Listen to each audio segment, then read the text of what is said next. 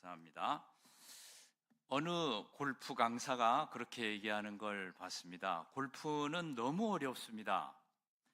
저도 사실 그 운동장에서 테니스를 하는데 같이 테니스하는 퇴역 장성이 한 분 계신데요. 목사님, 골프는 절대 하지 마세요. 왜요? 너무 스트레스 받습니다. 절대 하지 마세요. 그러니까 얼마나 어려운 운동인지 아마 그런 것 같습니다. 저는 안 해봐서 모르는데요. 근데 이 골프 강사가 뭐라고 하냐면, 골프는 너무 어려운데 뭘 하려고 하지 말고, 만들려고 하지도 말고, 뭐 이걸 이렇게 칠까 저렇게 칠까 연구하지도 말고, 생각도 많이 하지 말고 자연스럽게 치려고 하는데 그래도 잘 안 되니까 그냥 치세요, 그러더라고요. 얼마나 어려운 것입니까? 운동이 다 그렇습니다. 운동도 그렇고 우리 믿음 성장도 마찬가지인 것 같습니다. 마음대로 되는 일이 세상에 어디 있겠습니까마는 더욱이 말씀 순종은 그렇게 어려운 것 같습니다. 우리가 진지하게 그리스도를 따라가는 사람들이라면 누구나 좌절을 느끼는 게 말씀 순종하는 것이죠. 죄를 이기고 말씀에 나를 복종시키고, 죄를 피하고 말씀을 순종하는 그 생활을 늘 하고 싶은데 왜 이렇게 겸손이 안 되지? 뭐 조금만 누가 뭐라면 자존심 상해가지고 얼마나 속을 끓이게 되는. 또 왜 이렇게 야심이 없어지지 않지? 뭘 대단한 일을 하겠다고.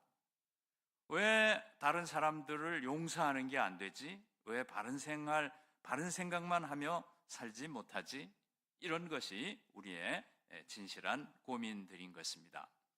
그런데 이 로마서 오늘 8장은 어떻게 순종할 것인가를 가르쳐주는 장이에요. 굉장히 중요한 장이 되겠습니다. 아주 위대한 장이라고 하겠습니다. 성경책들 중에 가장 반짝거리는 것이 로마서다, 이렇게 말을 하고요. 로마서 중에도 가장 반짝거리는 장이 8장이다, 그렇게 말도 합니다. 로이드 존스 목사님은 개인적으로 로마서에서 가장 중요한 장은 5장, 가장 감동적인 장은 8장, 그렇게 말씀하셨더라고요. 물론 좀 독특하게 로마서를 해석하는 부분이 있습니다만은 로마서 8장을 잘 강조해주고 있습니다. 곰이라는 영화가 있었습니다. 영어로 베어인데요. 그 영화에 보면 그 부모를 잃은 아기 곰을 큰 곰이 입양해서 길러주는 얘기예요.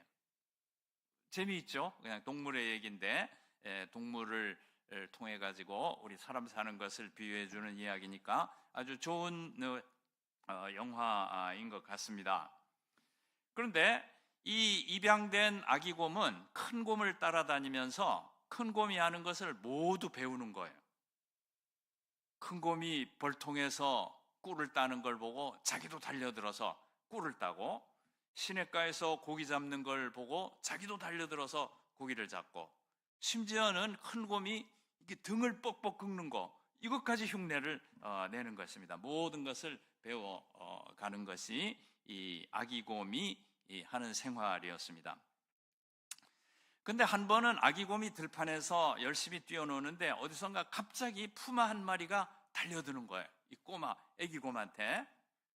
그리고 곰은 곰이지만은 아직 베이비니까 이렇게 사정없이 달려드는 푸마를 피해가지고 이 아기 곰은 막 달아나기 시작했습니다. 달아나다가 급한 김에 시냇물에 뛰어들었습니다. 근데 이 푸마가 바짝 뒤쫓아와가지고 아주 날카로운 이빨을 드러내고는 아주 으르렁으르렁 거리는 거예요. 근데 그때 아기 곰이 번쩍 무슨 생각이 났냐면, 큰 곰이 이때 어떻게 하더라?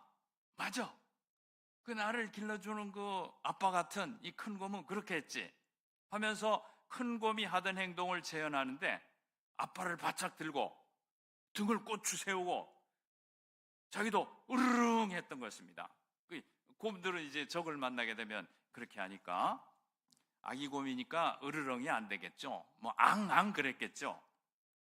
앞발을 바짝 들고 등을 똑바로 펴고 앙앙인지 으르렁인지 아기 곰의 목소리였지만 있는 힘을 다해가지고 푸마를 대항했던 것입니다. 근데 그때 놀라운 일이 벌어졌어요. 앙앙대고 있는데 한참 덤비려던 푸마가 갑자기 꼬리를 내리더니 겁에 질려서 허겁지겁 도망을 치는 거였습니다. 이야, 이것 봐라. 나도 되네. 나도 되는가? 의양양한 곰은 기뻐서 어쩔 줄을 몰라 했습니다. 그때 영화의 카메라 앵글이 아기곰 뒤를 싹 돌려서 비추는 거예요. 근데 아기곰 뒤를 돌려서 비추니까 바로 푸마를 겁에 질려 달아나게 한 장본인이 거기 서 있는 것입니다. 큰 곰이 아기곰 뒤에 서서 앞발을 한껏 들고 떡 버티고 으르렁거리면서 서 있었던 것이죠. 푸마가 겁에 질려 달아난 것은 바로 이 큰 곰 때문이었다는 것입니다. 이것이 영화의 한 장면이었는데요. 오늘 우리 본문을 보면서도 비슷한 것을 느낄 수 있는데요. 우리가 노예되었던 데서 자유인이 되고 죄인에서 의인이 되고 영적으로 죽었다가 새 생명을 얻은 새 존재가 된 것은 이 모든 변화의 뒤에는 누가 있었는가? 예수 그리스도가 계셨던 것이죠.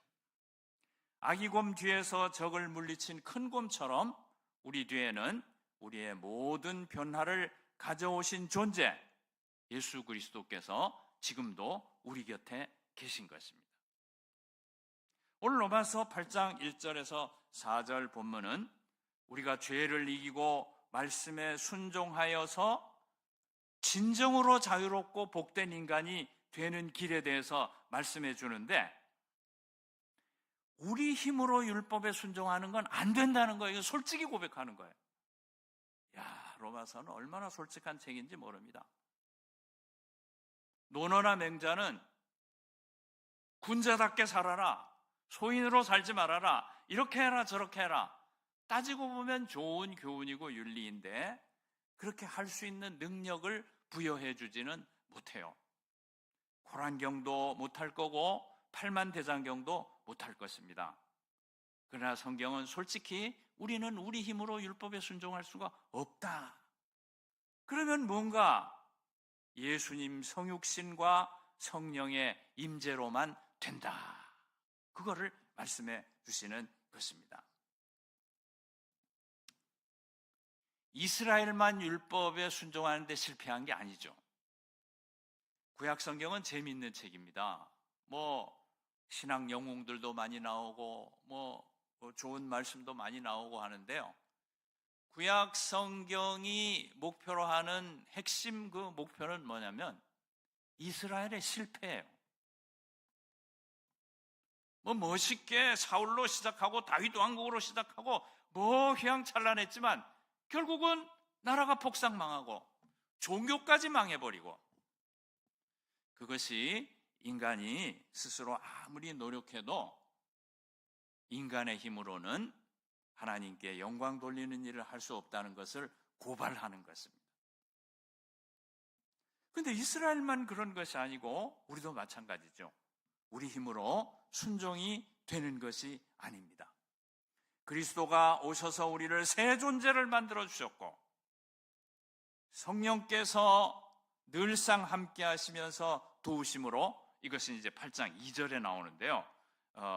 그리스도 예수 안에 있는 생명의 성령의 법이 죄와 사망의 법에서 너희를 해방하였습니다.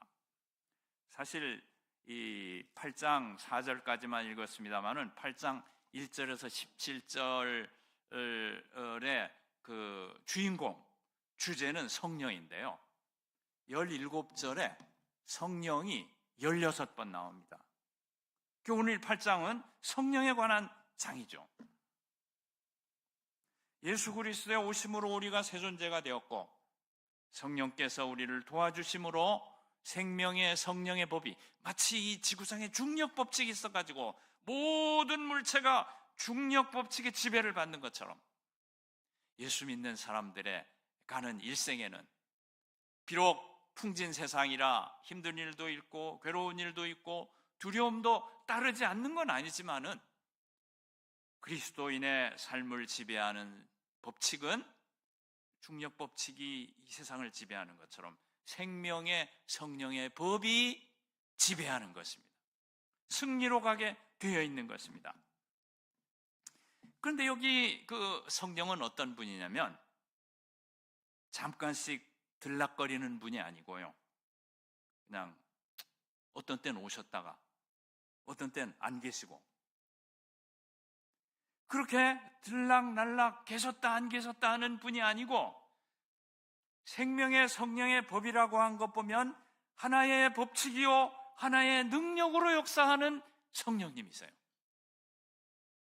변수가 아니고 상수인 것입니다. 그리스도인이 살아가는데 상수인 것입니다. 저희 청년 시절에는 기도를 막 이렇게 기도 운동이 일어나고 기도원에도 많이 가고 했는데요. 기도원에 갔다 내려올 때는 기도원에 가면 이제 특히 순복음 기도원이라든지 뭐 하늘산이라든지 뭐 유명한 데 다 다니지 않습니까? 뭐 청계산도 가고 뭐 하는데 순복음 기도원에다 이게 다 열심인 건 좋은데 가서 일주일도 금식하고 뭐 3일도 금식하니까 정말 은혜가 충만해서 내려옵니다. 내려오는데 한편 마음에 불안한 게 있어요. 지금은 성령이 나와 함께 하시는 것 같지만 내가 새벽기도 이틀만 빼먹으면 당장 성령은 빠질 것 같은데 내가 그 성령을 믿고 어떻게 살아가나 이 불안이 있어요. 그러니까요, 성령님은 우리가 기도를 뜨겁게 하면 더 강력히 역사해 주셔서 우리를 영적으로 도와주시는 것도 사실이지만 한 가지 또 잊지 말아야 될 중요한 사실은 성령은 들락날락하는 분이 아니시라는 거예요. 오늘 본문에 보면 법칙으로 우리가 살아가는데 법칙이라는 뭐 은유라고 할까요? 법칙처럼 변수가 아닌 상수로 우리 삶에 작용하신다.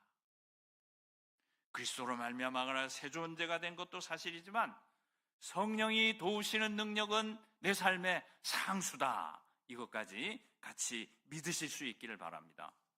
그러니까 우리 신앙이란 건 사실은 상당히 어려운 거예요. 단순하지만 어려운 것이 기도를 많이 하면 더욱 충만하고 더욱 은혜를 주시는 것도 사실이지만 그러나 그 성령이 들락날락하는 성령이 아니고 항상 내주하시고 항상 법칙처럼 중력의 법칙처럼 우리를 승리하는 쪽으로 이끌어주시는 분이 성령이시다.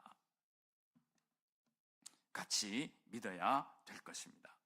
오늘 1절을 봅니다. 그리스도 예수 안에 있는 자에게는 결코 정죄함이 없다. 그리스도 예수 안에 있다. 몇 차례 말씀드렸습니다만 그 안에 있다는 것은 뭐 얼마나 아름다운 그 은유입니까? 예수님과 우리가 연합됐다는 걸 말하죠. 우리가 주님 안에 있습니다. 주님과 내가 연합되었어요. 그의 죽음에 연합하고 장사됨에 연합하고 부활에 연합하고 그거는 요 앞에 6장에서 나온 겁니다. 연합된 우리는 새 존재인 것입니다. 주님이 우리 안에 계시기 때문에 우리는 또 우리가 주님 안에 있기 때문에 주님과 연합되어 있고 새 존재가 된 것입니다. 근데 이 새 존재가 받는 은혜는 뭐냐면 오늘 그 8장 1절에는 정죄함이 없다 그랬으니까 죄를 짓더라도 죄를 하나도 안 지은 사람처럼 취급되는 거예요. 칭의의 은혜. 근데 8장에서 말하고자 하는 것은 물론 학자들마다 조금 다르긴 합니다만은 저도 결국은 해석하는데 어느 한쪽을 따라가는 게 됩니다만은 8장을 전혀 칭의만 말하는 장이다. 로이드 존스 목사님 같은 경우는 그렇게 말씀하는데요. 칼빈 선생 같은 경우는 8장은 성화의 장이다 그렇게 봤어요. 성경이 이게 얼마나 어려운 겁니까? 이게 뭐 해석하기에 따라 완전히 달라지는 건데 그러나 두 가지가 다 그 의미하는 바가 있으니까 좋은 걸 따르면 되겠는데요. 저는 이제 성화를 말하는 장이다라는 관점에서 보고 있습니다만 솔직히 말씀드려야죠. 8장 4절에 보면 육신을 따르지 않고 그 영을 따라 행하는 우리에게 율법의 요구가 이루어지게 하려 하심이니라 한 거 보면 확실히 그 성화와 관계되어 있습니다. 그러면 그리스도 예수 안에 있는 자 새 존재에게는 첫째는 정죄가 없어요. 두 번째는 순종이 가능해요. 여기 8장 4절 보십시오. 율법의 요구가 이루어지게 한다 그랬으니까 뭐 이것도 칭의로 보면 또 그렇게 갈 수도 있겠지만은 제가 보기에는 그렇게 칭의만 말하려고 이렇게 성령의 그 능력에 대해서 많이 말했을 것 같지는 않은 생각이 듭니다. 세 존재에게 주어지는 은혜는 칭의 그리고 더하기 성화 두 개가 다 주어지는 것입니다. 그 다음에 2절에 보면 그리스도 예수 안에 있는 생명의 성령의 법이 죄와 사망의 법에서 너를 해방하였음이라 이렇게 말씀했는데요. 이것도 10년을 성경 로마서를 읽고 20년을 읽고 30년을 읽어도 이해가 안 되는 구절 중에 하나죠. 여기 보면 죄와 사망의 법이란 것은 유대인들이 생각하는 육신의 힘으로 율법을 지켜보겠다고 하다가 결국 사망에 빠지게 되는 그걸 말하는 것이죠. 죄와 사망의 법은 율법을 말하죠. 바울이 싸우고 있는 것 중에 아주 큰 주제가 율법입니다. 이 유대인들이 그냥 율법 내세우고 그리스도를 안 받으려고 그러니까. 그런데 그 앞에서 생명의 성령의 법, 거기도 법인데 그 법은 율법은 아니에요. 만약에 그것도 율법이면 율법이 율법에서 너를 해방하였음이라가 되니까 이상해지잖아요. 그 뒤에 죄와 사망의 법은 율법인데 앞에 생명의 성령의 법은 원리, 능력, 권세 이렇게 해석해야 될 것입니다. 같은 법이란 말을 써서 좀 다른 의미를 말하고 있다고 볼 수 있습니다. 생명의 성령의 원리가 존 메가더 목사님은 이 법을 작동 원리 이렇게 말했는데 맞는 것 같아요. 생명의 성령의 작동 원리가 죄와 죽음으로 끌고 가는 율법에서 너를 해방하였다 그렇게 말하고 있는 것입니다. 아까도 말씀드렸습니다마는 중력 법칙이 이 지구상에 또는 우주의 만물을 지배하는 것처럼 이제는 생명의 성령의 원리가 죄와 죽음을 이기고 순종하고 승리하는 생명의 성령의 권세와 능력이 그리스도인의 삶을 지배한다. 이걸 몰랐을 때는 죄와 사망의 법으로 사는 줄 알았지만은 이제는 생명의 성령의 법이 그리스도인의 생활을 지배한다. 우리 세포에 원형질이 있는데요. 그 원형질이 세포의 성격, 인간의 그 삶의 모든 성격을 규정한다면 그것이 죄와 사망의 원리가 아니고 이제는 생명의 성령의 원리가 작용하여서 그게 바로 세 존재죠. 세 존재는 이 생명의 성령의 원리에 의해서 승리하는 삶을 살아간다. 그 말을 하려고 하는 것입니다. 요컨대 로마서 8장은 그리스도인에게 주어지는 능력에 대해서 말씀하는 장이라고 보아도 괜찮을 것입니다. 해방하였습니다. 이것이 참된 해방이죠. 우리에게 항상 두려움과 염려와 약점 이런 것들 때문에 우리가 시달릴 수 있지만은 가장 근원적으로 죄와 사망의 법에서 우리를 해방함으로 우리는 참된 인간 해방을 누리게 된 것입니다. 한편으로는 그리스도의 성육신, 예수님의 이 땅에 오심과 십자가로 말미암아 우리가 새 존재가 되었고, 그 다음에 생명의 성령의 법으로 말미암아 성령께서는 우리를 상수로 도우시는, 상수로 능력 주시는 분을 우리가 모시고 살아간다, 이렇게 말할 수 있겠습니다. 3절에 보면 율법으로는 할 수 없는 것을 3절을 볼게요. 율법이 육신으로 말미암아 연약하여 할 수 없는 그것을 하나님은 하시나니 곧 죄로 말미암아 자기 아들을 죄 있는 육신의 모양으로 보내어 육신의 죄를 정하사 그랬는데요. 정확한 번역은 율법이 육신으로 말미암아 연약하여 할 수 없는 그것이 아니고요, 없었던 그것을, 과거에 과거. 하나님은 하시나니가 아니고 하나님은 하셨나니. 무슨 뜻입니까? 율법이 나쁜 것이 아니고 육신이 연약함으로 말미암아 율법을 지킬 수가 없는 거예요. 불가능한 거예요. 불가능하니까 하나님께서 급기야 할 수 없는 것을 보시고 자기 아들을 보내신 것입니다. 죄를 정할 육체의 모습으로 속죄 제물로 보내신 것입니다. 우리도 그런 생각을 많이 하죠. 구약에도 율법이 많고 신약에도 명령이 많은데 이거를 어떻게 따라서 살까? 그런데 그냥 따라 하려면 좌절뿐이에요. 안 되는 거예요.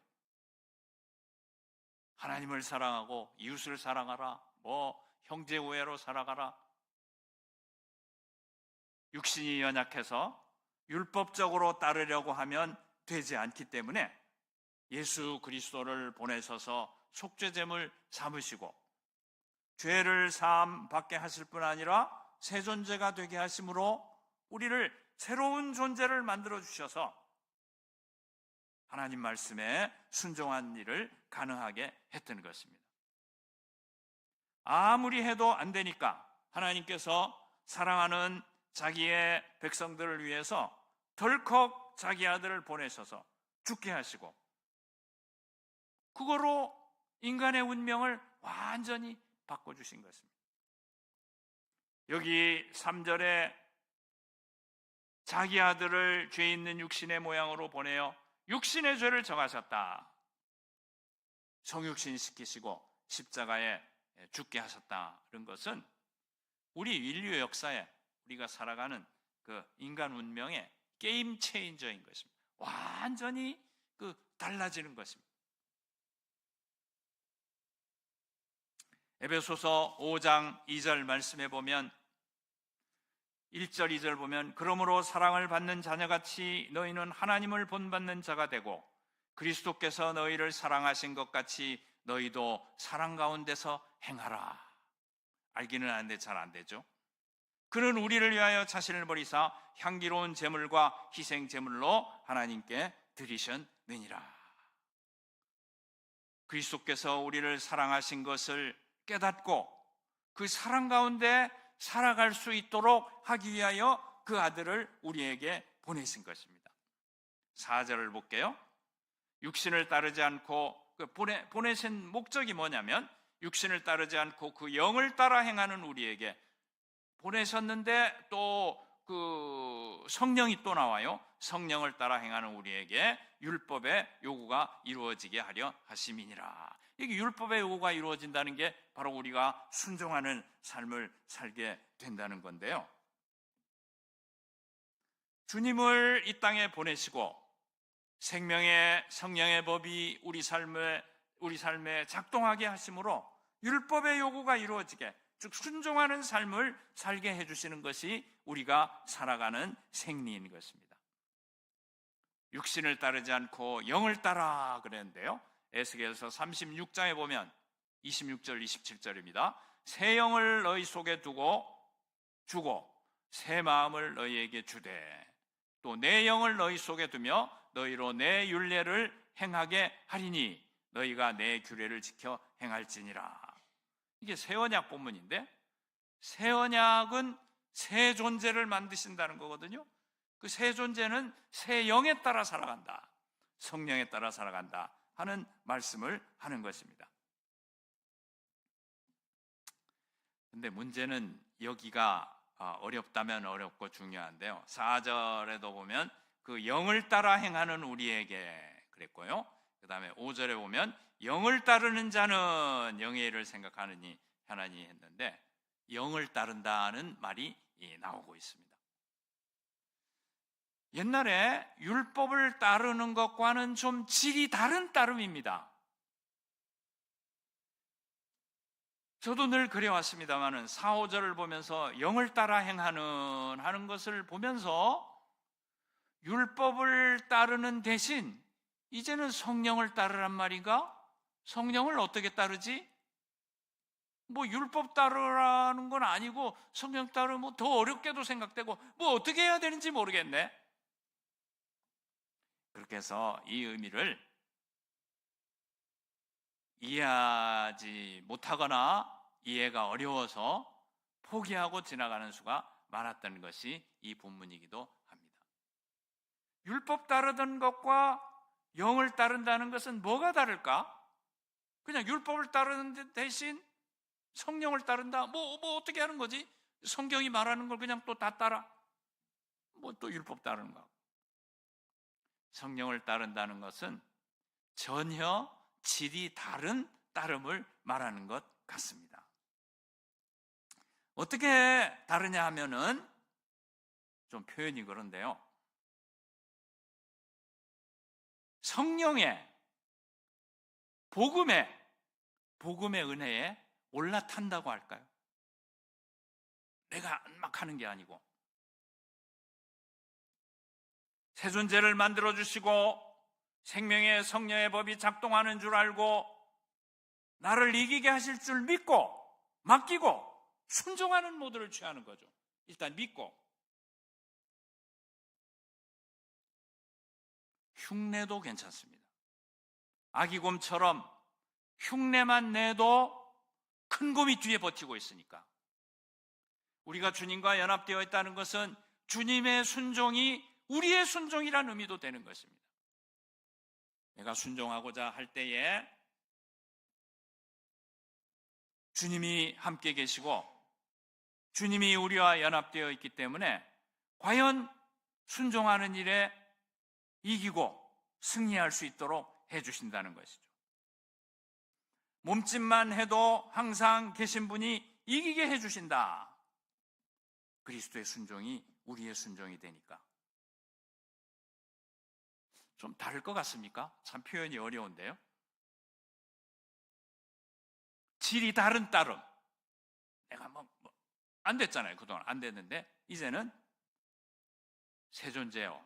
생명의 성령의 법으로 성령께서 상수로 나를 도와주신다 생각하고 성령에 올라타는 거죠. 복음의 은혜에. 인천공항에 가서 LA를 가야 할 텐데 어떻게 가지? 걸어가야 되나? 헤엄쳐 가야 되나? 그건 불가능하죠. 비행기를 타면 되지 않습니까? 비행기를 올라타면 갈 수 있는 것입니다. 그게 영을 따라라는 의미가 아닐까. 절대 불가능하지만 비행기가 있기 때문에 십자가 구속과 새 존재, 성령의 법이 있기 때문에 우리는 내 힘으로는 안 되지만 은혜에 올라타면 가능한 것입니다. 주님의 복음이 있기에 내주하시는 성령의 상수로서 역사하시는 역사함이 있기에 우리는 되는 사람인 것입니다. 연합되었기 때문에 그의 부활에 참여했고 그의 순종이 우리의 순종이 되는 것이죠. 믿음으로 맡기고 순종하는 모드를 취하고 이것을 올라탄다. 이것을 가리켜서 참여한다. 그런 말 할 수 있는 거 아닐까요? 그냥 막 행하는 것보다는 주님의 구속에 참여함으로 우리는 이길 수 있다. 그래서 오늘 읽지는 않았습니다만 8장 37절에 보면 넉넉히 이기느니라. 그냥 할 수 있다가 아니고요. 넉넉히 이기느니라. NASB 보면은 압도적으로 정복한다. 이긴다가 아니고 정복한다. 얼마나 강력한 단어를 쓰고 있는지 모릅니다. 그렇게 늘 패배해왔고 늘 안 된다고 생각하고 멘탈 붕괴에 헤매왔지만 사실 로마서 8장은 그리스도 안에 있는 그대들은 압도적으로 정복하고 이길 것이다. 이렇게 선포해주고 있는 것입니다. 우리가 살다 보면은 우리를 서운하게 한 사람, 정치적으로 손해를 입힌 사람 자꾸 생각나죠. 생각날 때마다 미워하고 두고 보자 내가 언제는 복수할 날이 있으리라. 이렇게 하고 있으면 그 독이 내 속에만 퍼지지 그 사람은 그냥 잘 살고 있어요. 부정적인 그늘진 생각이 들 때마다 얼른 나는 새 존재인데, 성령께서 상수로 나를 도우시는데, 중력 법칙처럼 역사하는데 내가 그따위로 살 필요는 없지. 그렇게 그늘진 존재로 내 영혼에 쓴뿌리나 뿌리며 다시 어둡게 그늘 치며 살 필요가 없지. 나는 새 존재 하고는 확 제칠 수가 있는 것입니다. 생명의 성령의 법이 있기 때문에 우리는 제칠 수가 있는 것입니다. 그리고 주님께서 나에게 베푸신 긍휼과 자비와 동정을 생각하면서 그것이 우리 마음에 감동이 되어서 새롭게 내 마음을 다잡고, 에베소서 5장 2절 말씀, 아까 말씀 읽어드렸습니다마는 그리스도께서 너희를 사랑하신 것 같이 너희도 사랑 가운데 행하라. 주님께서 우리를 사랑하셨기에 그 사랑을 성령의 감동 감화하는데 가운데 늘 더욱더욱 깊이 배워가면서 우리도 사랑 가운데 행해야 될 것입니다. 우리 힘으로는 안 될 것입니다. 아기 곰 혼자만 있는 것이 아니고요, 뒤에 큰 곰이 버티고 있는 것이고, 우리를 새 존재 만들어주시고 성령이 상수로 우리를 도우신다는 것을 생각하고 늘 이기는 생활 할 수 있기를 바랍니다.